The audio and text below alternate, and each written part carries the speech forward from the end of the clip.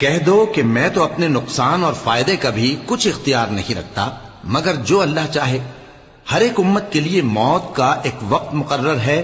جب وہ وقت آ جاتا ہے تو ایک گھڑی بھی دیر نہیں کر سکتے اور نہ جلدی کر سکتے ہیں. کہہ دو کہ بھلا دیکھو تو اگر اس کا عذاب تم پر ناگہاں آ جائے رات کو یا دن کو تو پھر گناہگار کس بات کی جلدی کرتی ہیں؟ کیا جب وہ آ واقع ہوگا تب اس پر ایمان لاؤ گے؟ اس وقت کہا جائے گا کیا اب ایمان لائے؟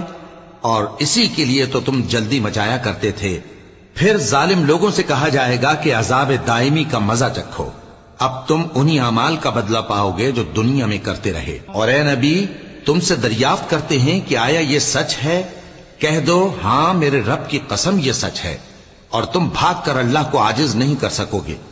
اور اگر ہر ایک نافرمان شخص کے پاس روئے زمین کی تمام چیزیں ہوں تو وہ عذاب سے بچنے کے بدلے میں سب دے ڈالے. اور جب وہ عذاب کو دیکھیں گے تو پچھتائیں گے اور ندامت کو چھپائیں گے. اور ان میں انصاف کے ساتھ فیصلہ کر دیا جائے گا اور ان پر ظلم نہیں ہوگا. سن رکھو کہ جو کچھ آسمانوں اور زمین میں ہے سب اللہ ہی کا ہے. سن رکھو کہ اللہ کا وعدہ سچا ہے لیکن اکثر لوگ نہیں جانتے. وہی جان بخشتا اور وہی موت دیتا ہے اور تم لوگ اسی کی طرف لوٹ کر جاؤ گے.